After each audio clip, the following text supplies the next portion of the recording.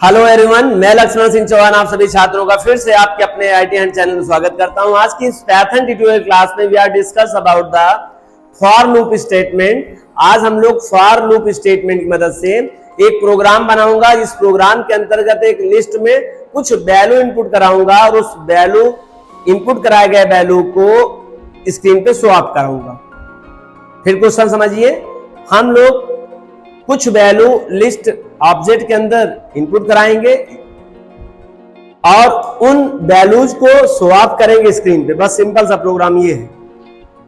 मैं आपको समझाना चाहता हूं फॉर लूप का बिहेवियर किस तरह का होता है और सिंपल प्रोग्राम है, सबको समझ में आएगा। This is the first program of the for loop statement. For loop का पहला मैं प्रोग्राम आपको समझा रहा हूं। चलिए, write a program input some values in list and print to all elements. केवल क्या करना है, लिस्ट में कुछ वैल्यू इंटर कराना है। अब कुछ वैल्यू कह के प्रॉब्लम या क्वेश्चन में ये बताना चाहता है कि ये डिमांड करे यूजर, उसे कितने number of value in list inter कराना है वो आप ना तय करिए। अगर यहां पर 5 होता, 10 होता, 15 होता तो मेरी बात क्लियर हो जाती कि मैं 1 से लूप चलाता और 10 तक चलाता है। रेंज में मैं क्या करता, रेंज में 10 दे देता और वैल्यू रिसीव कर लेता। पहले तो आपको या हमें या इस प्रॉब्लम के अकॉर्डिंग बात करें, सबसे पहले तो आपको यूजर से पूछना पड़ेगा how many numbers you need in list. आपको लिस्ट में कितने नंबर चाहिए, एलिमेंट चाहिए, ये पहले पूछना होगा। आइए एक एक प्रोग्राम समझते चलते और बताते चलते। सबसे पहले कमेंट लिखेंगे और कमेंट में क्या लिखेंगे, प्रोग्राम है input some element in list and print. केवल सिंपल सा प्रोग्राम है, कुछ एलिमेंट्स को हम इंटर करेंगे, उसको प्रिंट करेंगे। ठीक, सबसे पहले तो हमें क्या करना पड़ेगा, एक लिस्ट ऑब्जेक्ट बनाना पड़ेगा। और लिस्ट ऑब्जेक्ट कैसे बनाते हैं आप सबको पता है, एम्प्टी लिस्ट हमें बनाना पड़ेगा। क्योंकि एम्प्टी लिस्ट क्यों बनाते हैं, रन टाइम अगर आपको वैल्यू लेना है, if you want to take run time value initialization and list then you have to the empty list. तो हमें क्या चाहिए होता है, एम्प्टी लिस्ट बनाना होता है। और एम्प्टी लिस्ट कितने कैसे बना सकते हैं, एम्प्टी लिस्ट बनाने के लिए एक ऑब्जेक्ट का नेम देंगे, या तो लिस्ट कंस्ट्रक्टर की मदद से इसे बनाया जा सकता है, या फिर हम L इक्वल टू ऐसे बना सकते हैं। आई होप ये दोनों चीज आपको पता होगा। एम्प्टी लिस्ट बनाने के दो तरीके हैं, या तो लिस्ट कंस्ट्रक्टर की मदद से आप ऐसे बना लें फिर भी बन जाएगा, चाहे आप L इक्वल टू और लिस्ट के कांस्टेंट सिंबल का यूज कर लो तब भी बन जाएगा। आई होप आप दोनों बातें समझ गए होंगे। हमें इसमें एक बात को इरेज करना पड़ेगा क्योंकि एक ही बात लेके चलूंगा। तो मैं सबसे सिंपल में लेके चलूंगा जो आपके लिए बेहतर हो। L इक्वल टू ये लिस्ट कांस्टेंट दे दिया, इसी को हम लोग कहेंगे क्रिएट लिस्ट। आपने क्या बना लिया, क्रिएट लिस्ट। और ये जो जहां हम टाइप कर रहे हैं ये आइडियली प्रोग्राम होगा आपके लिए, और ये जो होगा कमेंट होगा। एग्जैक्ट ऐसे लिखिएगा, कोई तनाव नहीं लेने की जरूरत है। यहां से आपका शुरू हो गया आइडियली प्रोग्राम पे टाइप करना। सबसे पहले कमेंट लिखेंगे, फिर L equal to square bracket लिखेंगे। स्क्वायर ब्रैकेट यहां पर लिस्ट कांस्टेंट का सिंबल है और इससे क्या क्रिएट हो गया, लिस्ट क्रिएट हो गया। एम्प्टी लिस्ट, यहां वैल्यू नहीं है। अब क्या करें, अब यूजर से मांगना होगा SIZE साइज। यूजर से मांगना होगा कितने नंबर ऑफ एलिमेंट्स वो अपने लिस्ट में रखना चाहता है। पहले तो मैं डिक्लेयर कर लूं, तो यहां पर इंट इनपुट और एक प्रॉम्प्ट दे दो, इंटर द या how many elements be stored in list. एक मैसेज आए जो आपके सामने रन टाइम में आएगा और पूछेगा how many elements be stored in list. आप कितना स्टोर करना चाहेंगे अपने लिस्ट में एलिमेंट्स, वो तय कर लीजिए, नंबर आप कितना चाहिए होगा। और आई होप कि आप लोगों को इनपुट फंक्शन और ये जो टाइप कास्टिंग हो रहा है ये सब पता है। अगर आप पहली बार लेक्चर पे आए हो तो मैं आपको रिक्वेस्ट करूंगा, इसी डिस्क्रिप्शन लिस्ट में इनपुट प्रीडिफाइंड फंक्शन के बारे में बहुत डिटेल बताया गया है। आप वहां से इस बात को समझ लीजिएगा, नहीं फिर आपको कंफ्यूजन हो सकता है। मैं ये मान चल रहा हूं अगर आप इस लेक्चर को देख रहे हैं तो आपने प्रीवियस में इनपुट फंक्शन बहुत अच्छे से जानते हैं। आइए, इससे पता चल जाएगा कि यूजर कितना चाहता है साइज, वो तय हो जाएगा। अब क्या करना है हम लोगों को, अब हम लोगों को फॉर लूप की मदद से वैल्यू इंटर करना है। फॉर आई इन, और ये एल क्या है, आपको एल नहीं, आपको देना पड़ेगा RANGE रेंज, और रेंज में क्या पास कर देना है, साइज। और यहां क्या लगाना है, यहां पे लगाना है इंडेंटेशन मार्क। पहले रेंज के बारे में आपको एक्सप्लेन करता चलूं, लेकिन मैं मान के चल रहा हूं आपको रेंज बहुत अच्छे से पता है, क्योंकि हम लोगों ने सीक्वेंस क्लास स्टेटमेंट बहुत अच्छे से पढ़ रखा है, उसमें रेंज को पढ़ा था। फिर भी ये आपको एक बार रिकॉल कर दूं, रेंज क्या है। रेंज एक क्लास है, प्रीडिफाइंड क्लास है, और रेंज एक कंस्ट्रक्टर भी है। रेंज की मदद से आप 3 कांस्टेंट वैल्यू इसके अंदर पास करते हैं, जिसे हम लोग कहेंगे आर्गुमेंट। हम लिस्ट फंक्शन के अंदर, रेंज फंक्शन के अंदर 3 कांस्टेंट वैल्यू पास करते हैं, और कम से कम एक करना अनिवार्य है। अगर आप दूसरी और तीसरी नहीं करते हैं तो कोई इशू नहीं है। तो ये आपने ये बता दिया, अगर आप पहली वैल्यू एक अगर वैल्यू इंटर करते हैं तो इसका मतलब होता है इंड। अगर आप 2 आर्गुमेंट पास करते हैं तो इसका मतलब होता है कहां से, और इसका मतलब होता है कहां तक, स्टॉप, स्टार्ट और स्टॉप। एक आर्गुमेंट देंगे, ध्यान समझिएगा, मैं मान चल रहा हूं कि आपको रेंज पढ़ा है, फिर भी मैं एक बेसिक क्लास बता दे रहा हूं। रेंज में अगर एक आर्गुमेंट पास करते हैं, कोई एक आर्गुमेंट, जैसे इसमें कितने आर्गुमेंट है, एक आर्गुमेंट है, कैसे पता सर, कॉमा नहीं लगा और दूसरी वैल्यू नहीं लगी है। अगर एक आपने यूज किया है आर्गुमेंट, इसका मतलब कि आप इंड वैल्यू दे दिए हो। स्टार्ट कहां से माना जाएगा, 0 से मान लेगा, और इसमें एक स्टेप होता है, वो कहां तक मानेगा, वो 1 मानेगा। ठीक, इसके अगर वैल्यू वो प्रिंट करेगा तो 0 रिटर्न करेगा और 1 रिटर्न करेगा। सॉरी, 0 करेगा बस, क्यों, क्योंकि जो इंट रहेगा उससे कम तक रिटर्न करता है। 0 से 0 ही आपको दिखाएगा और कुछ नहीं दिखाएगा। इसमें समझे जरा, अगर सपोज दैट यहाँ पर 1 नहीं बल्कि आप 5 करें, ज्यादा समझ में आएगा। अगर यहाँ 5 अगर आपने पास किया होता तो इसको क्या मानता, इंट वैल्यू मानता रेंज में, और इंट वैल्यू में आपका शुरुआती वैल्यू क्या मान लेता है, वो 0 मान लेता है। 0 1 2 3 और 1 कम तक चलेगा तो 4 तक वैल्यू रिटर्न कर देगा। समझ गए, यहां जितना भी आप पास करेंगे उससे कम तक देगा, और 0 वहां फिक्स है, रिटर्न करेगा। अगर आपने 2 आर्गुमेंट दे दिया, अगर आपको यहां 0 से नहीं वैल्यू स्टार्ट करनी है, आपको अगर 1 से 2 से 3 से कहीं से भी शुरू करना है, तो यहां पे आपको स्टार्ट वैल्यू देने की जरूरत होती है। आपने कहा 1 से लेकर 1 ही तक चलिए, क्योंकि ये 1 कम तक चलता है, ये एक्सक्लूड कर देता है, एक्सक्लूड -1। यहां पे अगर आप सपोज दैट 5 दे दें तो इसका आउटपुट आएगा 1 2 3 4, और कहां तक जाएगा, बस।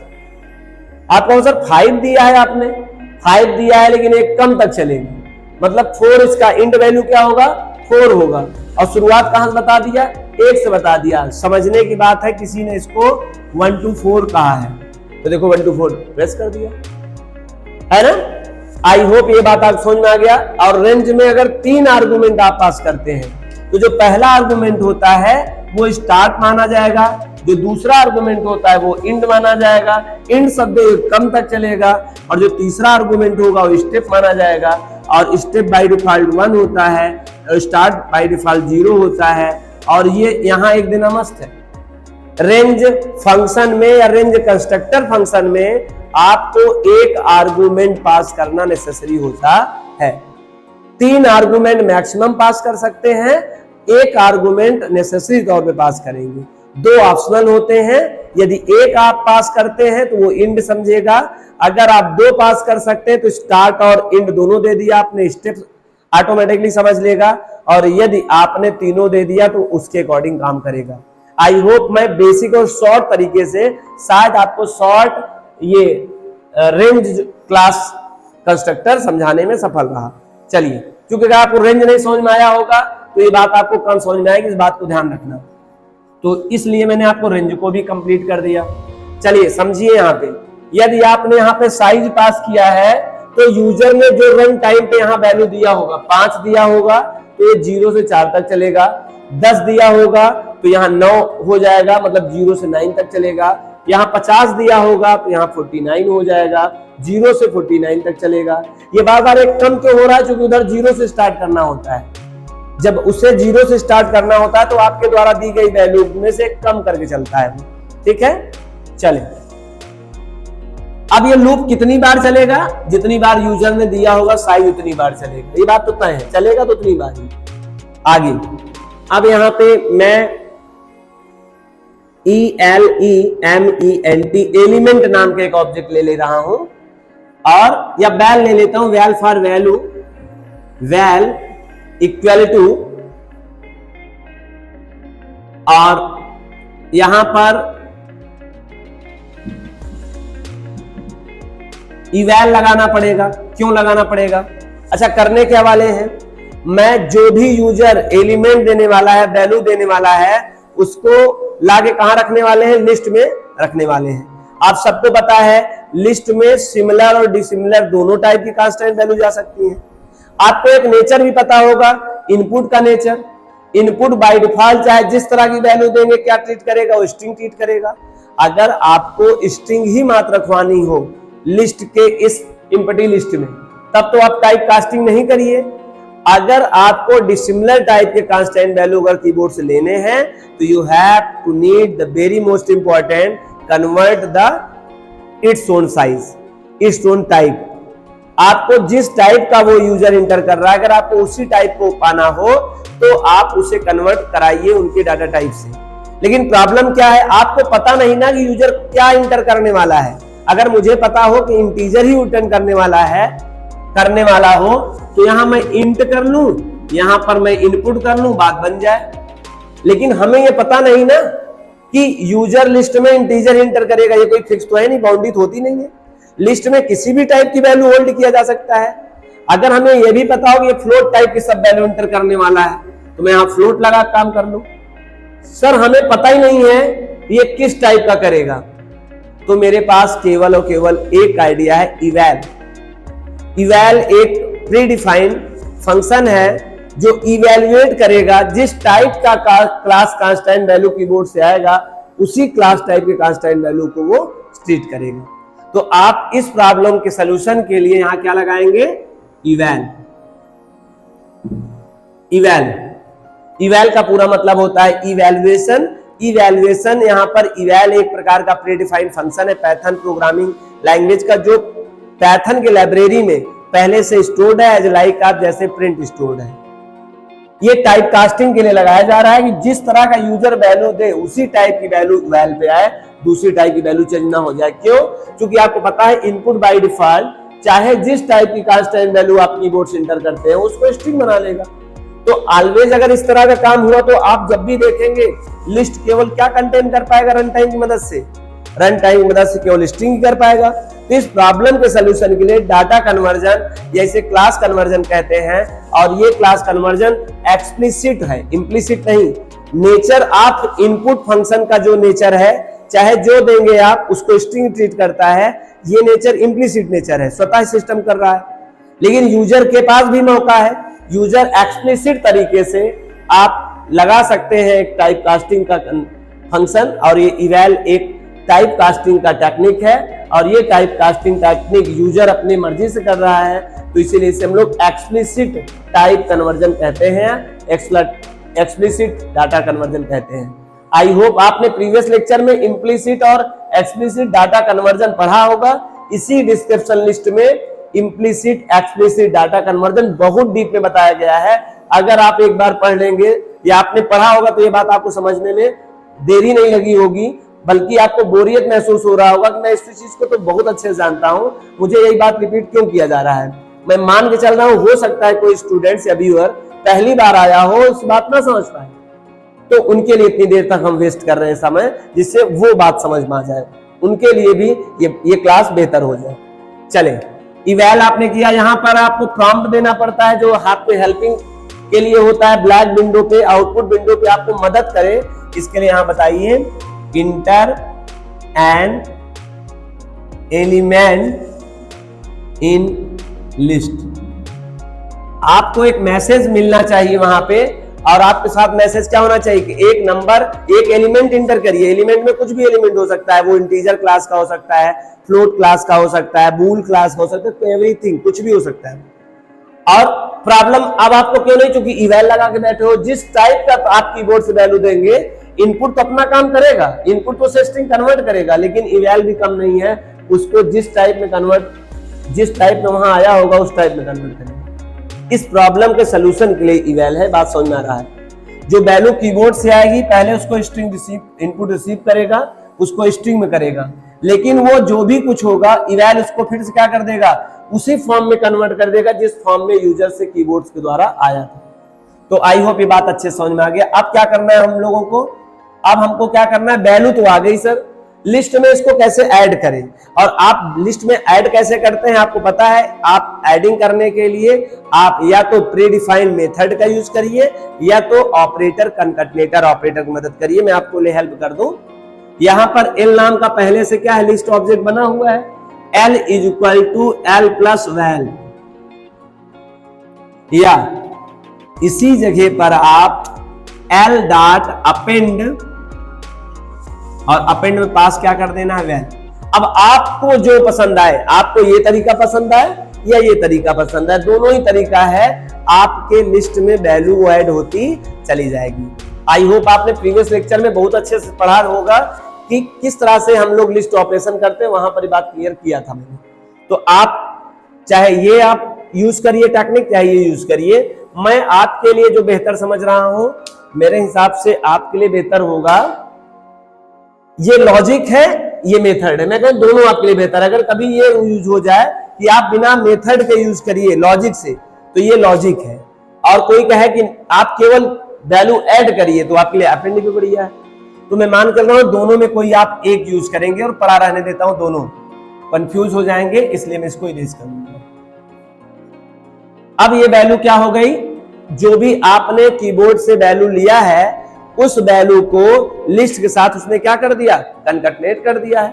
लास्ट में कनकैटिनेट करेगा, ठीक है। अब क्या करें, ये दोनों काम हो गया है। इंक्रीमेंट डिक्रीमेंट करने की यहां जरूरत होती नहीं, ऑटोमेटिकली होता है। आप देख रहे हैं ये जो स्टेटमेंट है, ये बॉडी ऑफ फॉर लूप है, 2 लाइन का मात्र स्टेटमेंट है, जिसे बॉडी ऑफ लूप स्टेटमेंट कहते हैं। इसके अंतर्गत हुआ क्या, मैं चाहूंगा इसको एक्सप्लेन करके रन करा दूं, फिर मैं आपको प्रिंट करने वाला टेक्निक फिर से बताऊं। आइए अगर इसी प्रोग्राम को रन कराएं तो क्या होगा। सबसे पहले एक एम्प्टी लिस्ट कंप्लीट बनी है। नीचे आइए, साइज आपसे पूछा गया, how many elements be stored in list, कितने लिस्ट में एलिमेंट्स आप स्टोर करना चाहेंगे वो बताइए। तो आपने सपोज दैट यहां दे दिया 4, चलिए आपने क्या दे दिया 4, ये 4 कहां चला गया, इनपुट में गया। इनपुट ने इसको क्या किया था, इनपुट ने इसको स्ट्रिंग एज ट्रीट किया था, इंट ने इसको क्या कर दिया, फिर से इसको ऐसे बना दिया, और साइज पे स्टोर क्या हो गया 4, साइज पे क्या चला गया 4 चला गया। फिर आइए नीचे, for I in range size, range constructor function में आपने क्या आर्गुमेंट पास किया है, एक आर्गुमेंट पास किया, मतलब इंड ऑफ ने आपने पास किया, जितना भी होगा उससे कम यहां तक होगा। साइज पे क्या था 4 था, यहां क्या है 3 है। अब क्या करेगा, आपको पता होना चाहिए,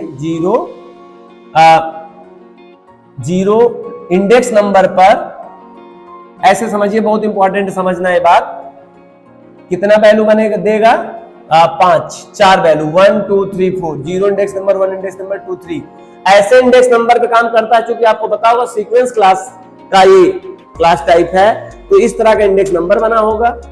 पहले ये ऑटोमेटिकली जनरेट करता है न्यूमेरिक नंबर, ये ऑटोमेटिकली नंबर जनरेट करने वाला ये यूनिक एक प्रकार का क्लास टाइप है, जो कि यहां पर कंस्ट्रक्टर फंक्शन की मदद से ही वैल्यू रखता है, और ये वैल्यू खुद से प्रोड्यूस करता है एक सीक्वेंस में, एक सीरियल में। यहां पर वैल्यू आई 0, और किस इंडेक्स नंबर पे जाके होल्ड हो गया 0 पे, फिर क्या वहां से फेंका जाएगा 1, फिर क्या 2, फिर क्या 3। आप देख रहे हैं, आपने यहां जो 4 किया था, उसने पहली वाली वैल्यू को 0 1 2 3 ऐसे रखा हुआ है। अब जरा देखिए क्या होगा। सबसे पहले आई इन रेंज, आई का मतलब यहां पर आई, यहां पर आ गया 0, जीरो क्या रेंज में कहीं अवेलेबल है? ऑलरेडी आप देख लीजिए जीरो अवेलेबल, चूंकि तैयार उसने किया था तो होगा ही, है ना। पहले तो ये वैल्यू जनरेट भी कर रहा है, उसी वैल्यू को इस पर फेंक भी रहा है। सीधी सीधी बात है, अगर वैल्यू जनरेट हो गई है और उसी वैल्यू को हम दूसरे में निकाल के देखेंगे क्या मेरी वैल्यू है, तो सीधी सीधी बात है बिल्कुल मिलेगी। पहले तो आपकी वैल्यू जनरेट हो चुकी है, मतलब रखी हुई है, फिर मैं एक एक वैल्यू उठा के आई पे रख रहा हूं, इसी आई को पुनः मैं कंपेयर कर रहा हूं, डेफिनेटली मिलेगा। ये पहले जीरो उड़ के कहां आया है? आई पे आ गया। ये जीरो कहां आ गया है? आई पे आ गया है। और फिर क्या चेक कर रहा है?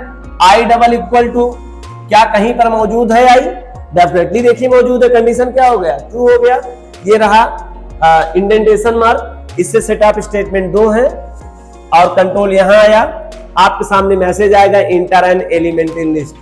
आपने सपोज डेट दे दिया 30, ये 30 रिसीव हुआ, यहाँ पे इवैल ने उसको इंटीजर में कन्वर्ट किया, वैल पे गया और यल इक्वल टू यल प्लस वैल। यल क्या था? यल में कुछ नहीं था। वैल क्या हुआ? वैल एक स्क्रिप्ट में देना नहीं, एरर हो जाएगा। आपको जब भी देना है इंडेक्स ऑपरेटर के अंदर ही इसको देना है। Val as a list constant symbol के अंदर आपने पास किया है। एल आपका एक जगह बनेगा, उसमें 30 रहेगा और इंडेक्स नंबर 0 हो जाएगा। देखो एक लिस्ट की एक वैल्यू आपकी बन गई। फिर से कंट्रोल यहां से रिटर्न होकर फिर यहीं जाएगा। अब क्या होगा? इसी रेंज ने ये वाली वैल्यू उठा के फिर आई पे दे दिया। अब बताइए 1 क्या मौजूद है? इन ऑपरेटर है ना यहाँ पे, एक्चुअली नहीं। क्या आई इन, देखिए क्या आई इन रेंज, क्या रेंज में आई पर जो वैल्यू है क्या रेंज में अवेलेबल है?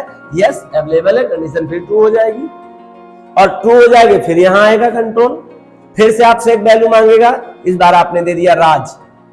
आपने इस बार वैल्यू क्या दिया? राज, स्ट्रिंग टाइप का दिया और ये वैल पे गया और यल के आगे वाले कनकटेटर ऑपरेटर क्या है? एक वैल्यू लास्ट में ऐड कर देगा और ये वैल्यू इसके साथ अटैचमेंट हो गई, क्या हो गई? राज। इंडेक्स नंबर 1 आया। फिर से ऊपर गया, फिर से इसने अब आई पे क्या रखा? 2 और 2 इन, क्या 2 मौजूद है आपके उस सीक्वेंस में? यस 2 भी मौजूद है। कंडीशन फिर ट्रू हो गया। फिर नीचे आएगा, फिर से एक वैल्यू मांगा, आपने दे दिया ट्रू। ट्रू एक बूल क्लास कांस्टेंट दिया, वो वैल पे गया और उसमें जाके एक और एलिमेंट ऐड हो गया ट्रू। फिर से कंट्रोल ऊपर गया, इस बार फिर 3 कहां साइन हो गया? ऑटोमेटिकली आई पे। कंट्रोल अपडेशन, या देखिए कंट्रोल अपडेशन ऑटोमेटिकली यहां हो रहा है, आपको कुछ करने की जरूरत नहीं है, इंप्लिसिटली वर्क कर रहा है फॉर। अब यहां पर ये वैल्यू क्या हो गई? वैल्यू हो गई 3। अब क्या 3 इन रेंज, क्या 3 मौजूद है? यस 3 भी मौजूद है उसी में। कंडीशन ट्रू हो गया, फिर नीचे आ गया। अब फिर से एक वैल्यू मांगा गया और इस बार आपने दिया 3.5 प्लस 35J। आपको पता होगा this is a complex constant value. आप कहां चला गया? वैल पे चला गया। अब लास्ट में क्या जुड़ जाएगा? ये वैल्यू जुड़ जाएगा कॉम्प्लेक्स टाइप का, यहां पर 2 और यहां पे 3, कॉम्प्लेक्स टाइप की वैल्यू आ गई। अब फिर कंट्रोल ऊपर गया होगा, साइज की वैल्यू यहां पर कुछ नहीं आया होगा। आई क्या मौजूद है? अब उस वैल्यू में कुछ वैल्यू नहीं मिलेगा क्योंकि ऑलरेडी सब वैल्यू आ गई हैं। कंडीशन हो गई फॉल्स। फॉल्स होने पे बाहर निकल आएगा। आप देख रहे हैं किस तरह से आपने एम्प्टी लिस्ट बनाया और फिर कैसे वैल्यू इसके अंदर होल्ड किया। अब हमारा प्रोग्राम अभी अधूरा प्रोग्राम है, बस इसी को मैं बाहर निकाल के प्रिंट कर पाऊं स्क्रीन पे, क्योंकि अभी तो इंटरनल तरीके से मैंने एक्सप्लेन कर दिया। अब ये सर कैसे ये हीप एरिया से ऑब्जेक्ट से कैसे वैल्यू हमको सीन हो, तो प्रिंट फंक्शन की मदद से हम लोग इसको आउट बाहर निकालेंगे। ठीक है, अभी देखो प्रिंट फंक्शन कहीं यूज नहीं किया है। आइए इस प्रोग्राम को कंप्लीट करें। आधा काम तो हो गया। आधा काम क्या? केवल यूजर से साइज मांगा गया, यूजर ने साइज बताया और नंबर ऑफ साइज के अकॉर्डिंग यूजर से ही उनके अकॉर्डिंग वैल्यू मांग लिया गया, उनको स्टोर कर लिया गया। अब हमको क्या करना है? एक्सेस करना है। आप कमेंट लिख देते हैं। अब हम लोग एक्सेस करने चल रहे हैं। एक्सेस जिसे हम प्रिंट कहते हैं, access to all elements of L object. आइए एल ऑब्जेक्ट पे जो वैल्यू गया हुआ था, वैल्यू जो भी गया हुआ था, अब तो वैल्यू यहां से डिस्ट्रॉय हो गया। मान चलते हैं 30, राज, ट्रू और समथिंग कोई कॉम्प्लेक्स कांस्टेंट। ये वैल्यू कैसे एक्सेस होगा आप सबको पता होगा। ये 0 1 2 3 -1 -2 ये सब आप इंडेक्स नंबर आपको पता है। हम लोग फिर से फॉर लूप चलाएंगे, आई रखेंगे, इन करेंगे और सीक्वेंस क्लास में इस बार हम क्या यूज कर लेंगे, एल को यूज कर लें। क्यों? क्योंकि इससे पहले एल क्यों नहीं यूज किए थे? पहले रेंज की मदद से तो मैंने एल पर वैल्यू डाली थी, पहले तो एल पे कुछ था ही नहीं। अब एल जो लिस्ट ऑब्जेक्ट है उसमें एलिमेंट्स स्टोर है। अब मैं क्या करूंगा, उस एलिमेंट्स की वैल्यू को बार बार आई पर रख के मैच करके प्रिंट कराऊंगा। आइए, अगर ये कंडीशन ट्रू हो जाए तो क्या करना है, प्रिंट आई की वैल्यू प्रिंट करना है बस। ठीक है, ठीक है। और ये जो वैल्यू दिखाएगी आपको इस तरह दिखाएगा, मतलब वर्टिकल में दिखाएगा, जबकि आपको लिस्ट देखने की आदत क्या है, हॉरिजॉन्टल में है। तो आप चाहेंगे तो यहीं पर इंड इक्वल टू एक स्पेस दे दीजिएगा, जिससे आपको ये हॉरिजॉन्टल आउटपुट शो करे। क्योंकि अगर आप इस तरह से देखने की आदत पड़ी हुई है आपकी, तो आउटपुट भी आपको ऐसे ही देखने में ठीक ठाक लगेगा। 30, राज, ट्रू और 3 पॉइंट समथिंग जो भी कॉम्प्लेक्स ऑब्जेक्ट रहे। बस अगर यहाँ ये नहीं देते हैं तो आउटपुट आपको 30, राज, ट्रू और ये इस तरह दिखाई देगा। बस अंतर यही है। आज यू विश, जैसा आप चाहते हैं उसका उपयोग कर सकते हैं। आइए इसको समझते हैं। एल ऑफ 0 की वैल्यू पहले तो यहाँ आ गई, कॉपी हो गई। एल ऑफ 0 की वैल्यू क्या है, 30 है। आई की वैल्यू क्या है, 30 है। आप बताइए क्या 30 मौजूद है एल में? यस। पहले तो आप उस पर देते हैं वैल्यू, फिर उसको चेक करते हैं, डेफिनेटली ट्रू होगा। ट्रू है, कंट्रोल यहाँ आया और वैल्यू क्या आ जाएगा, 30 आ जाएगा। कंट्रोल फिर ऊपर जाएगा। अब अगला ऑटोमेटिकली वो एल ऑफ 1 की वैल्यू कॉपी करके कहां आ जाएगा, आई पे आ जाएगा। अब क्या हो जाएगा, राज हो जाएगा। अब राज क्या मौजूद है लिस्ट में? Yes, Raj is also exist in your list object. अब फिर ट्रू हो जाएगा। तो आउटपुट यहां पर देखिए, कंट्रोल बाय डिफॉल्ट अगर इंड ना करते हैं तो प्रिंट फंक्शन जब कंप्लीट होता है तो कंट्रोल ऑटोमेटिक नेक्स्ट लाइन में शिफ्ट हो जाता है। लेकिन आपने इंड में क्या किया है, इंड में आपने कहा कि स्पेस देकर आगे बढ़ो, तो यहां पर क्या जाएगा, राज आ जाएगा। फिर से आप ऊपर जाएंगे, जो कंडीशन भी ट्रू हुई है, जब तक ट्रू होती है तब तक वो रिपीट होता है प्रोसेस। फिर यहां पहुंचा और एल की वैल्यू, एल ऑफ 2 की वैल्यू कॉपी हो गई फिर आई पे, तो यहां हो जाएगा ट्रू। और क्या पूछ, फिर मैच करेगा क्या, ट्रू इन एल, क्या ट्रू अवेलेबल है एल में? यस, एल ऑब्जेक्ट में ट्रू एलिमेंट अवेलेबल है, फिर ट्रू हो जाएगा। यहां आउटपुट आ जाएगा ट्रू। फिर से कंट्रोल नीचे आएगा और फिर ऊपर जाएगा। फिर एल ऑफ 3 का वैल्यू जो होगा वो कॉपी होगा आई पे, और यहाँ चेक किया जाएगा क्या 3.5 प्लस 3j क्या मौजूद है, तो वो भी ऑलरेडी मौजूद है। फिर कंडीशन ट्रू हो जाएगा। तो इस बार फिर से वो लिस्ट और कॉम्प्लेक्स वैल्यू भी आपके सामने आ जाएगा। ये देखिए, ये आपके सामने आउटपुट जनरेट होगा। अब क्या होगा, वहां जाएगा, उस पर कोई वैल्यू आएगी नहीं, कंडीशन फॉल्स हो जाएगा, आपका कंट्रोल बाहर आ जाएगा और जो भी अदर स्टेटमेंट आप लिखेंगे वो एग्जीक्यूट होगा। आई होप आप किस तरह से वैल्यू अपने लिस्ट में using for loop value inter करेंगे और कैसे एक्सेस करेंगे। आप अगर फर्स्ट, सेकेंड, थर्ड, फोर्थ और फिफ्थ, ये फिफ्थ लाइन स्टेटमेंट अगर आपको बहुत अच्छे समझ में आ जाए तो कहीं पर भी रन टाइम वैल्यू फॉर की मदद से इतना कर सकते हैं। और जब भी वैल्यू एक्सेस करने की बात आए तो this is a logic of access. I hope आपको यह program, write a program, input some values in list and print to all elements समझ में आ गया। अगर आपको ये प्रोग्राम समझ में आ गया तो आपके लिए एक छोटा सा टास्क है, आई होप आप उसको जरूर करेंगे। मैं कुछ आपको प्रोग्राम दे रहा हूं, कुछ में 1 या 2 ही दूंगा, जिससे आप क्या कर सकते हैं। ये रहा कंप्लीट प्रोग्राम, आप देखिए। अभी जब लोग बात कर रहे थे, एक्स्ट्रा जो इसमें एक्टिविटीज किया गया वो इरेज कर दे रहे हैं। अगर आपको समझ में ना है तो आप स्क्रीनशॉट करके इस बात को समझ सकते हैं। ये रहा प्रोग्राम जो अभी हम लोगों ने तैयार किया। यहां से एक्सेस हो रहा है, यहां से इनपुट हो रहा है, यहां से इनपुट, यहां से आउटपुट। आइए इस प्रोग्राम को फिर से आपको करना है, और प्रोग्राम क्या है, यही प्रोग्राम रहेगा। Write a program, input some values in list. List में आपको कुछ वैल्यूज इंटर करना है। फाइंड आउट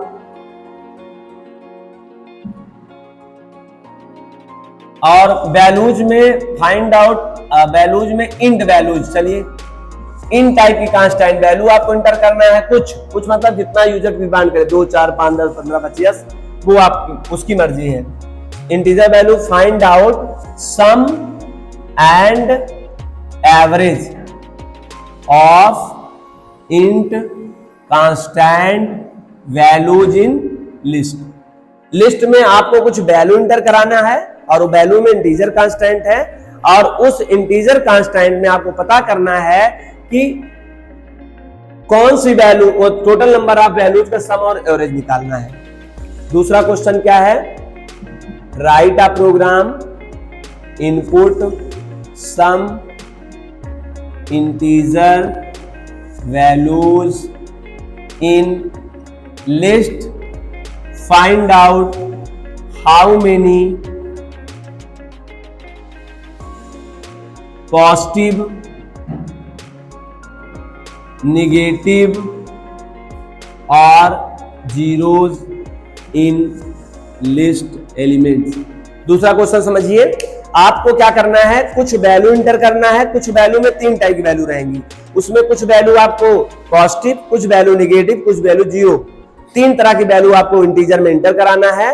आपका प्रोग्राम बता दे कि उस लिस्ट में कितने नंबर ऑफ पॉजिटिव वैल्यूज पाए गए, आपके प्रोग्राम में ये बता दे कितने नंबर ऑफ नेगेटिव वैल्यूज पाए गए, कितने वैल्यूज उसमें जीरो हैं, अलग अलग बता दे। Total number of positive values in list इतना, total number of values in negative इतना, और total number of zero in इतना। ठीक, आई होप ये प्रोग्राम भी कर लेंगे। तो चलिए 2 ही प्रोग्राम करिए। जिस प्रकार से मैंने 1 प्रोग्राम दिया, आपके लिए 2 प्रोग्राम दे रहा हूं। बहुत सिंपल सा प्रोग्राम है, अगर आप पूरे ईमानदारी से इसको करेंगे तो डेफिनेटली आप for loop using the list concept आपको बहुत अच्छे से क्लियर समझ में आ जाएगा। अगर आज का यह प्रोग्राम लेक्चर वीडियो आपको समझ में आया हो तो वीडियो को लाइक कर दीजिए, चैनल में पहली बार आए तो सब्सक्राइब करिए, और ज्यादा से ज्यादा अपने दोस्तों को शेयर करिए, जिससे उनकी प्रोग्रामिंग स्किल्स भी इंप्रूवमेंट हो जाए। जैसे कि थ्योरी आप लोगों को कंप्लीट हो चुकी है और प्रोग्रामिंग आपकी भी हो रही है। Thank you so much, meet next class.